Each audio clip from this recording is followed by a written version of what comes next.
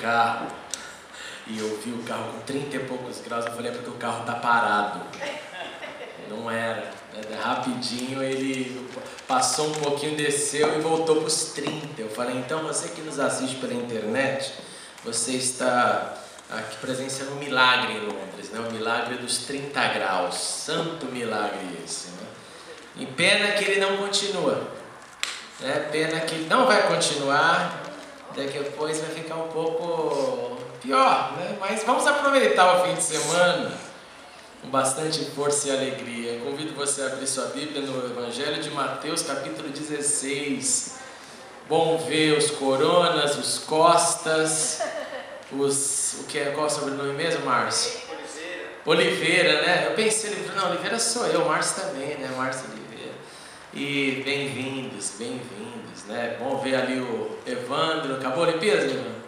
Acabou, para a Olimpíada. Para a Olimpíada daqui a pouco, né? Graças a Deus. E assim, de volta, Andrezão, Cíntia, bom vermos. Evangelho de Mateus, capítulo 16. Só um aviso desde o início, né? Que nós oramos a semana passada pela Sheila. Graças a Deus a coisa é bem melhor. Fui visitá-la essa semana. Bebezinho lindo, né? E se Deus quiser, ela já marcou. Semana que vem vai ser a apresentação já do Pedro Antônio. Mais um Pedro aqui, Eduardo, para a glória do Senhor, né? Evangelho de Mateus, capítulo 16, verso 1 diz assim: os fariseus e os saduceus aproximaram-se de Jesus e o puseram à prova, pedindo-lhes que mostrasse um sinal do céu. Ele respondeu: quando a tarde vem, vocês dizem, vai fazer bom tempo, porque o céu está vermelho. E de manhã, hoje haverá tempestade, porque o céu está vermelho e nublado. Vocês sabem interpretar o aspecto do céu, mas não sabem interpretar os sinais dos tempos. Uma geração perversa e adúltera pede um sinal miraculoso, mas nenhum sinal lhe será dado a não ser o sinal de Jonas. Então Jesus os deixou e retirou-se. Vamos orar. Obrigado, Senhor, por esse calor gostoso. Muito obrigado por esse clima. É uma alegria, Senhor. Obrigado por estarmos aqui juntos, por aqueles que já retornaram do merecido holiday. Nós te agradecemos porque o Senhor os levou e os trouxe em paz e proteção. Muitíssimo obrigado, porque o Senhor sempre está conosco. Dá-nos agora da tua paz, do teu entendimento, da unção do Espírito, e fale conosco em nome de Jesus. Amém e amém. Irmãos, para um relacionamento com o Senhor acontecer, para o relacionamento da fé ser uma realidade, desde o início, do momento que a gente chama assim que a ficha caiu, todo mundo um dia a ficha caiu, todo mundo que encontrou-se com Deus um dia falou, eu vou acreditar nesse ser. Nesse dia que a ficha caiu, dois elementos, estou gostando de ver o marido abanando a esposa ali no fundo, oh glória. Dois elementos acontecem com todo mundo.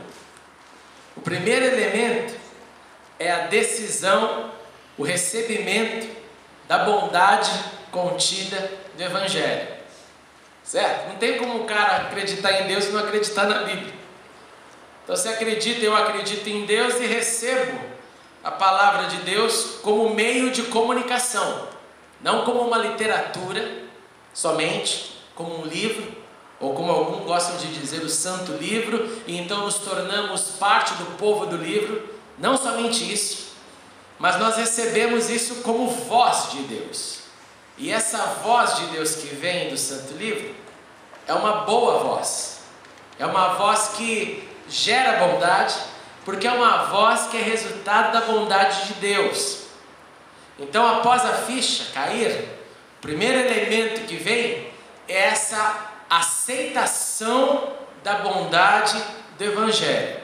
Eu aceito, eu recebo a bondade do Evangelho e essa bondade vai me nutrir, vai me moldar, vai me transformar e quanto mais desta bondade do Evangelho tiver espaço em mim, melhor eu me torno. Quanto mais essa bondade do Evangelho fizer morada no meu coração e se manifestar nas minhas atitudes, mais cristão eu me torno, mais parecido com Jesus eu fico.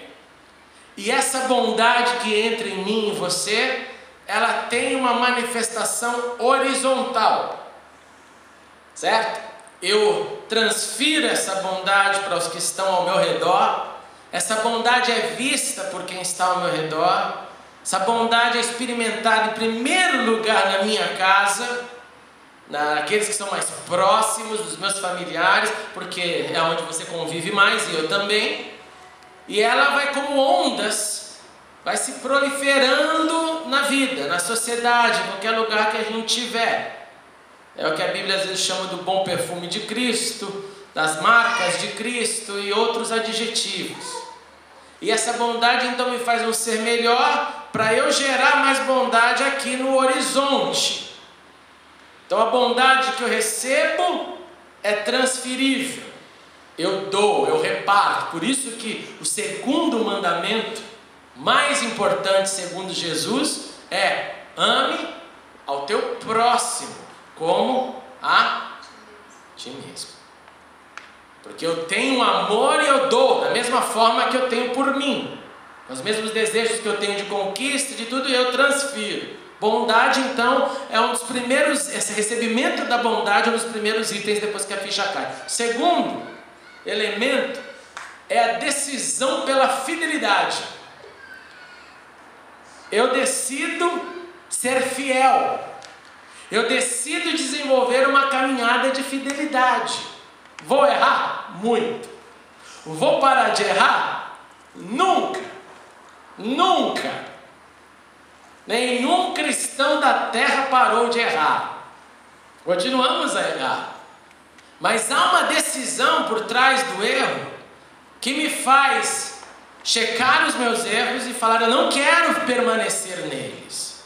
Eu não quero fazer deles uma vida diária. Eu não quero assinar embaixo: erro mesmo e não vou parar de errar e ponto final. É o contrário. Eu erro porque errei e não foi por querer. E isso só acontece porque eu decidi também, depois que a ficha caiu, de desenvolver, decidir nesse desenvolvimento de fidelidade para com Deus. Essa fidelidade vai ser sempre uma luta. E a Bíblia até trata esse tema de maneira muito linda. Ela diz assim, que ainda que nós permaneçamos infiéis, Ele permanece fiel, deixando claro que nós não vamos conseguir fidelidade plena. Mas, depois que a ficha caiu, é uma luta para o resto dos nossos dias, a tentar ser fiel. E é chocante você pensar nisso, porque em algumas áreas da vida, fidelidade ou é tudo ou é nada, certo?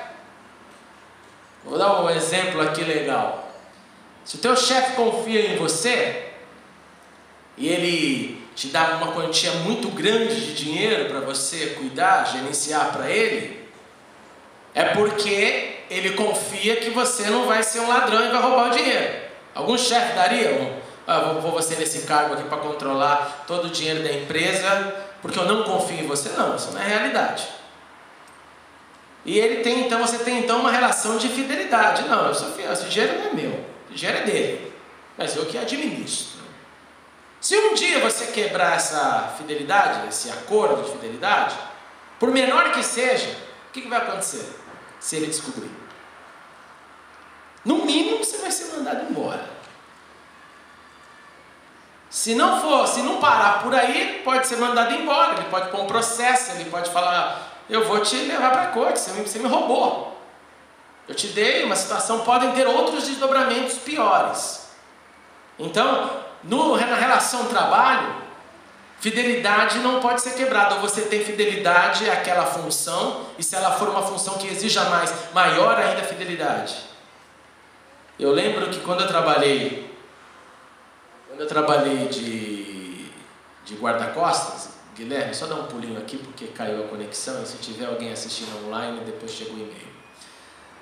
Eu lembro que quando trabalhava de guarda-costa, viu, Evandro, você vai gostar de ouvir, um dia o nosso chefe, eu perguntei para ele, né, assim, na cara dura, ele era muito meu amigo, e eu falei para ele assim, cara, me fala a verdade.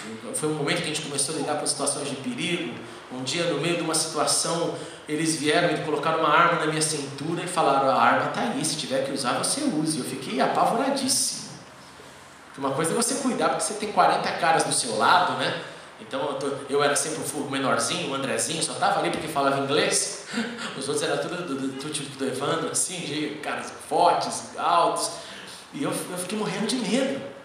Porque era o cara que pôs uma arma na minha cintura, coisa, e falou assim, eu vou lá pro meio da situação, e se pintar alguma coisa, você que vai me guardar. Eu fiquei morrendo de medo. Falei, eu vou guardar, alguém vai tirar pro alto, eu vou pra o que eu faço nessa hora? E depois dessa experiência, não aconteceu nada, graças a Deus, eu devolvi, pega esse negócio daqui logo, né? E eu lembro que eu cheguei pro meu chefe e perguntei para ele assim, cara, me fala a real aqui, vai.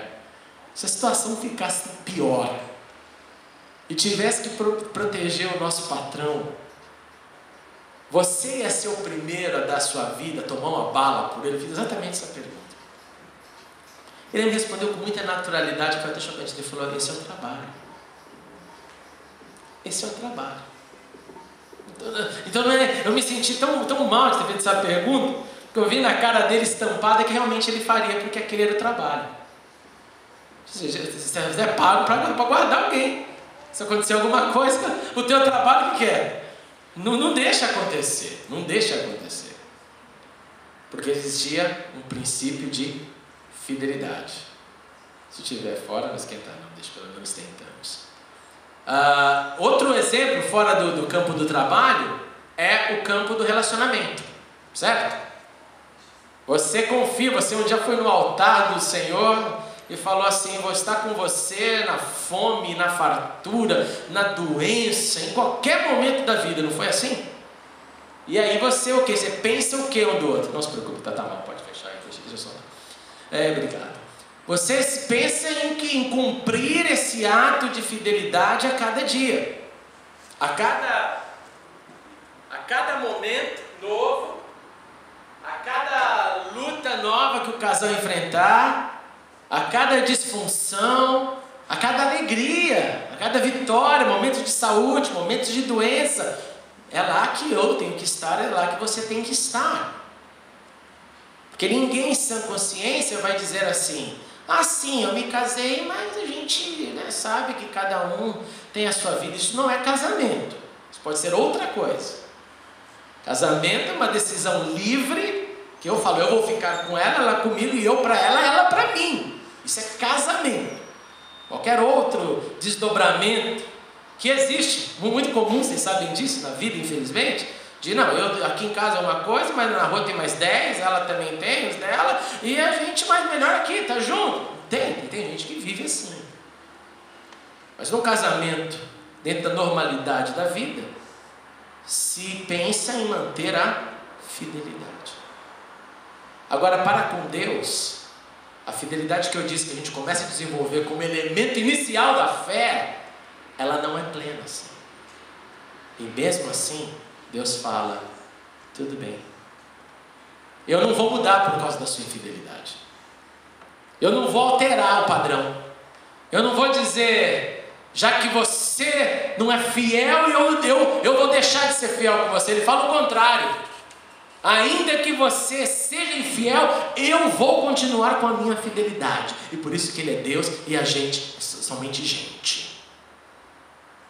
Então essa bondade é um aperfeiçoamento meu através da obediência, aplicação da palavra. E essa fidelidade é a decisão única de errar menos, de aprender mais e de continuar esse processo de perfeição, sem saber que vamos alcançá-lo, mas uma luta decidida para o resto dos nossos dias.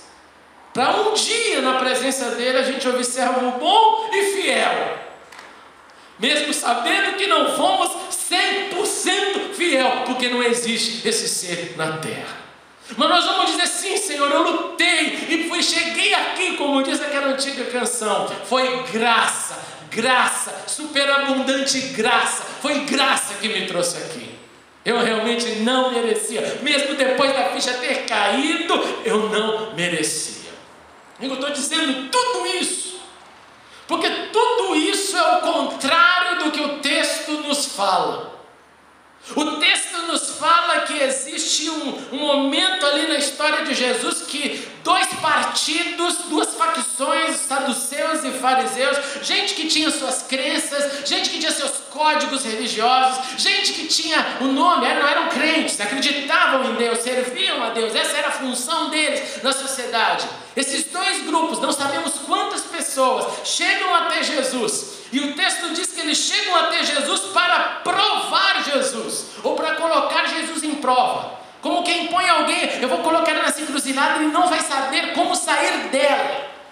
E diante disso, eles fazem um pedido que parece ser inocente, mas é cheio de um comportamento ruim, negativo dentro do pedido. O pedido é: Senhor, nós queremos ver, ou mostra-nos um sinal miraculoso, um sinal do céu. Mostra-nos um sinal do céu. Eles estavam pedindo para o maior sinal do céu, um sinal do céu. Eles estavam pedindo para a manifestação, para o Logos que se fez carne e habitou entre nós, como diz João, um sinal. Agora, gente, se eu te pedir um sinal, o que você pode me dar? Para ficar mais fácil, já que você não mora no céu e eu também, eu falo assim: dê-me um sinal. Dê-me um sinal. O que é? Levantar a mão? Piscar o olho, né, mano? Vai fazer o quê? Ter um tique nervoso? Que sinal? Eles chegam para Jesus e falam: Jesus, a gente quer um sinal do céu.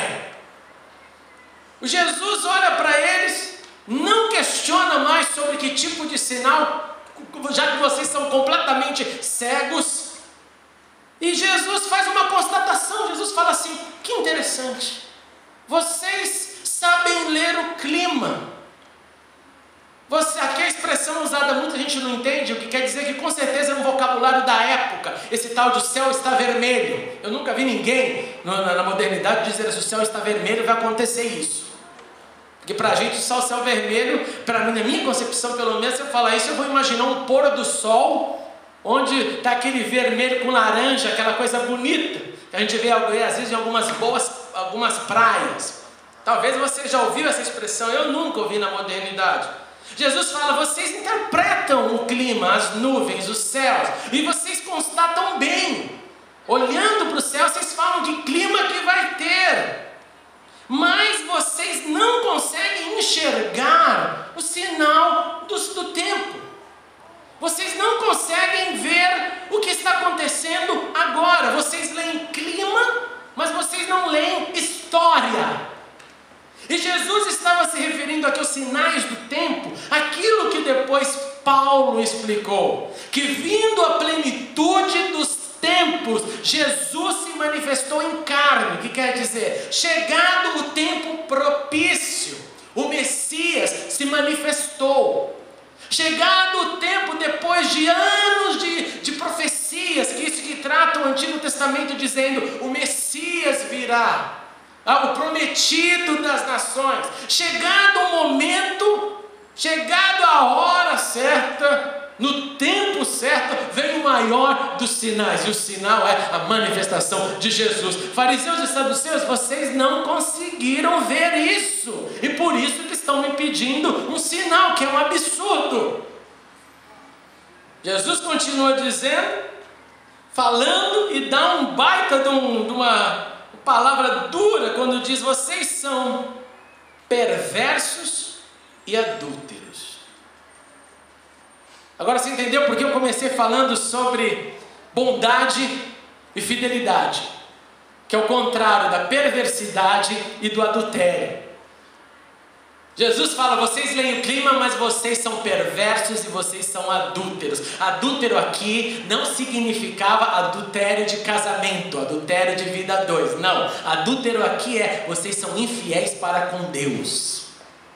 Jesus não estava aqui tentando denunciar algum casamento problemático lá, nada disso.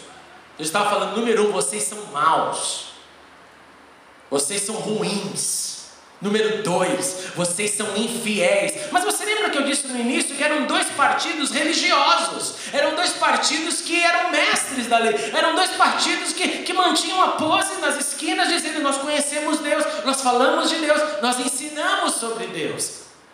E Jesus olha para eles e fala: não, não, não, não, não. Vocês são ruins e vocês são mentirosos. Vocês são ruins e vocês são infiéis. Vocês são ruins, vocês são adúlteros. E vocês que são isso, vocês me pedem um sinal miraculoso. Terceira vez que a palavra sinal aparece no texto. Primeiro, sinal dos céus.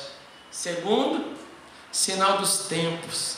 Terceiro, sinal miraculoso. Olha a Bíblia chamando a atenção. E Jesus termina com um quarto.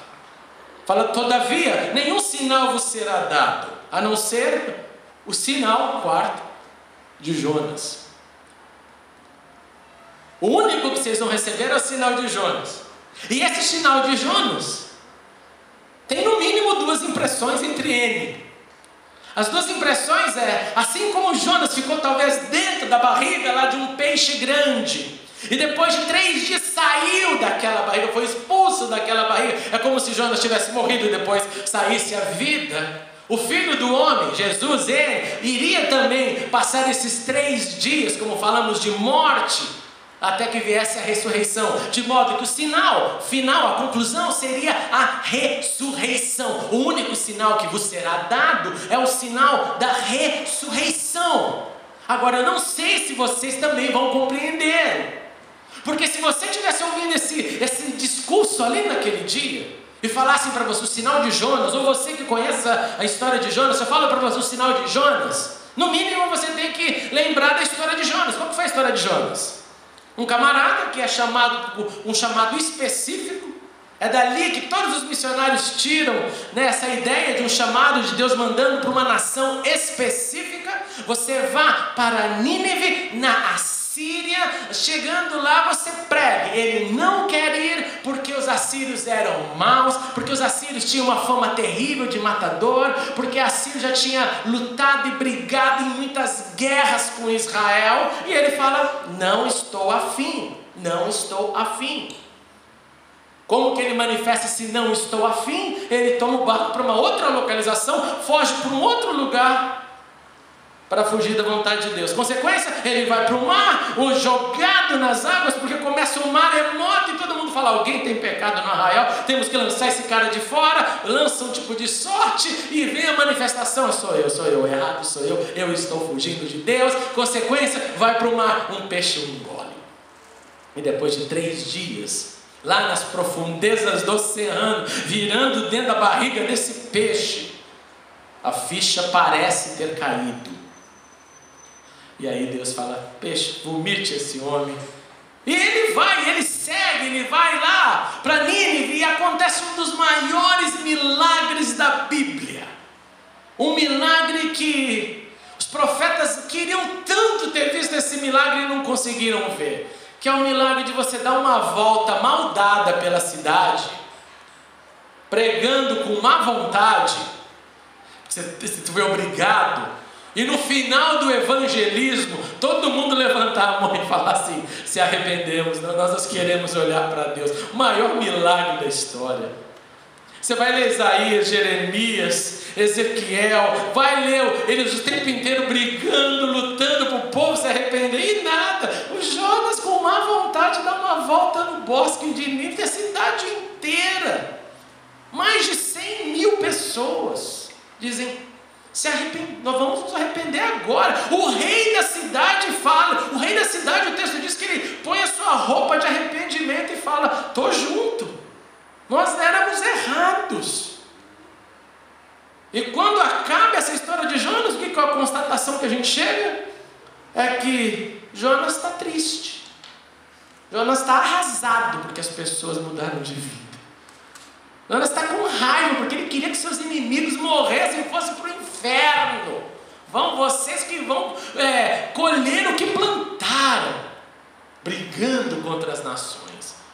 E ele está lá nesse sentimento depressivo, quando o sol começa a queimar sua cabeça, como foi hoje à tarde, Deus faz uma planta nascer, tem sombra na sua cabeça, ele está feliz. No dia seguinte, essa planta é destruída. E Jonas está arrasado de novo. E Deus olha para ele e assim termina o livro. Você é rapaz engraçado, você não planta árvore, você não plantou sombra, fui eu que fiz a sombra na sua cabeça, fui eu que mandei uma lagarta, alguma coisa, comer toda essa planta, e você ficou triste. Mas você não consegue se entristecer com mais de 100.000 pessoas que precisavam de Deus. Por que eu estou te contando tudo isso? Porque sinal de Jonas então é um sinal, o positivo é de alguém que obedece, porque é inteligente, não sabe. Vou repetir, é inteligente e não sabe. O inteligente aprende depois de errar, aí não erra mais. O sábio ouve e fala, alguém já fez errado? Já, então eu também não vou por esse caminho. Essa é a diferença do inteligente do sábio. O burro não ouve, erra e continua errando. 3 boas definições para a gente. Então a parte positiva é que ele se arrepende de uma certa forma, mas lá no fundinho a raiz da ruindade está lá ainda. E o livro termina assim, com essa questão para se fazer para Jonas no céu. E aí, Jonas, depois que tudo passou, você teve um sentimentozinho assim de coitado, deu 100 e tantos mil, né? Eu não sei, pergunte para ele no céu, pergunta para Jonas. De modo que, segundo Jesus está dizendo, o único sinal que vos será dado é o sinal de Jonas. A impressão que eu tenho é que é o sinal realmente da voz que é manifesta depois da ressurreição, da graça que é manifesta depois da ressurreição. Porque se Jesus não tivesse ressuscitado, não haveria solução para a gente. Nós seríamos todos como Jonas. Nós talvez obedeceríamos os melhorzinhos. Esse mestre aqui vale a pena seguir. Mas a maioria fala, não tenho, já que não tenho uma esperança garantida, eu não quero. De modo que, irmãos, o que eu quero chamar nossa atenção nessa noite é o contrário, como eu disse, é a antítese do texto. O texto afirma, gente perversa e gente adúltera não enxerga o sinal dos tempos. Gente ruim e gente infiel quer aquilo que não sabe definir, que é um sinal dos céus. Gente ruim, gente perversa e gente adúltera pede o que desconhece. Gente de Deus, que tem essa essência já mexida, reconhece o sinal dos tempos. Caiu a ficha e falou, o sinal dos tempos me visitou um dia, que é Jesus. E esse Jesus começou a fazer morada em mim, e a minha bondade começou a aumentar, a minha fidelidade tem crescido, e eu tenho lutado para ela crescer mais e mais. Perverso e adúltero pede sinal miraculoso. Gente de Deus se contenta com a ressurreição. E eu queria deixar essa pergunta no teu coração para você responder para você. Como está a tua relação com o sinal dos tempos? Com Jesus? Volto lá, desde o dia que a ficha caiu, como está a sua relação? Porque é lindo você imaginar isso. Jesus hoje na minha vida é mais do que foi lá no início. Porque bondade e fidelidade se desenvolveram. Então esse sinal dos tempos na minha vida hoje tem uma dimensão. E você vai concordar comigo que lá no início da sua caminhada tinha uma dimensão e que hoje tem outra dimensão. Essas dimensões, elas vão aumentando, elas vão crescendo, vão tomando cada vez mais lugar, morada em nós. Agora, se continuou mais, na verdade, aquela necessidade, pergunta de miraculoso, eu quero o sinal do céu. O que você quer, meu? Não, eu não sei, mas eu quero. Eu não tenho ideia, mas eu quero. Não sabe o que quer? A ressurreição te basta. A ressurreição me basta. Aquilo que veio em mim da ficha é o porquê eu vivo hoje em harmonia e alegria e esperança. E me faz continuar vivendo sabendo que os dias serão melhores, mesmo que eles passem por adversidades, que vales da morte nos visitem. Nós sabemos que o Senhor estará conosco. Então, em nome de Jesus, responda para você: olha, eu sim, o dia que eu me encontrei com esse sinal do tempo, ele entrou na minha vida, talvez eu recebi ele via pedigree, via família, via histórico, via Londres, via Brasil, via internet, via onde for. Mas eu e você precisamos hoje entender o que esse sinal está nos mostrando, porque ele não quer ficar somente no plano da revelou e acabou. Não, tem muito mais. Mas tudo depende da minha e da sua bondade e fidelidade.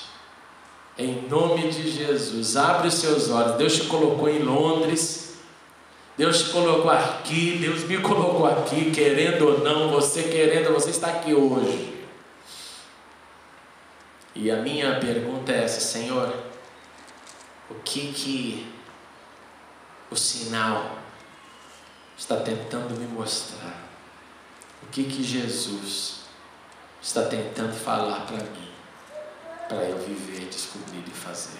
Essa é a minha oração também por você essa noite. Vamos ficar de pé, vamos orar. Aleluia, está quente, né, meu Pai? Estou suado, que coisa linda, internautas. Vamos orar. Oi? Não, que eles vão assistir pelo vídeo ali atrás. Vamos orar ao Senhor, vamos falar com Deus. Senhor Jesus, nós não queremos ser uma geração perversa e adúltera. Nós não queremos ser uma geração que manifesta maldade, hipocrisia, que tem carteirinha de fariseu, de saduceu, carteirinha de partido religioso, carteirinha de evangélico, carteirinha de crente, seja lá o nome que cada um queira dar a si próprio, e não manifestar bondade e fidelidade. Nós não queremos, Senhor, ficar olhando para os céus pedindo um sinal, ficar olhando para a vida e pedindo um sinal miraculoso, e não reconhecer o sinal dos tempos, que foi a manifestação do seu Filho, acima de tudo, no dia que entrou e foi recebido em nossas vidas e corações. Senhor, nós queremos sim o sinal da ressurreição, o sinal de um Deus que nos amou primeiro e que isso constrange o nosso coração todos os dias, que nunca se torne algo comum, um lugar comum na nossa crença, que nunca se torne como o memorizar e o pronunciar o João 3,16 e que não tenha mais desdobramentos na nossa vida. Eu te suplico, Senhor, ajuda-nos a festejar essa ressurreição, esse sinal que foi aceito em nós, para que possamos, Deus, viver com novidade de vida todos os dias. Em nome de Jesus, Deus, eu te suplico, se há alguém aqui, alguém que nos assiste pela internet, alguém que vai ver esse vídeo, Senhor, e que está com o coração sem entendimento do tempo que se chama hoje, daquilo que o Senhor quer fazer hoje, falar hoje, transformar hoje, gerar hoje, nutrir a bondade, a fidelidade, eu te suplico, Senhor, abre os olhos, mostra, Senhor, tanto que o Senhor quer fazer. Tira todo o peso, Senhor, todo o peso que vem às vezes dos equívocos da religiosidade, que não é fundada no Teu amor. Tira esse peso, aniquila e nos dá tranquilidade de que podemos crescer mais simplesmente na obediência do Senhor. Em Teu nome, Jesus, faz isso em nós e expande a nossa bondade, a nossa fidelidade. Aceita também a nossa gratidão, porque mesmo quando somos infiéis, o Senhor permanece fiel, e é por isso que Te chamamos de Deus, Senhor soberano acima de tudo. Por isso que o Senhor é Deus e nós somos gente, Senhor. Obrigado, porque o Senhor não se afeta pelas minhas loucuras, o Senhor não se afeta pelo caminhar do mundo. O Senhor é Deus que não sai do trono e permanece no trono. Obrigado, Senhor, porque nós cremos no Deus poderoso, Criador do céu e da terra. Dá-nos essa semana, Senhor, condição de expandir na bondade e na fidelidade, e ajuda-nos a entender o sinal do tempo que é dado para mim, que é dado para cada um que aqui está, para discernir o que esse sinal quer com cada um de nós, o que Jesus quer de cada um de nós neste tempo, neste hoje, em nome de Jesus, amém e amém. Dê um abraço a quem está do seu lado, diga assim: curta o calor e se contente com o sinal dos tempos. Oh glória, meu Deus.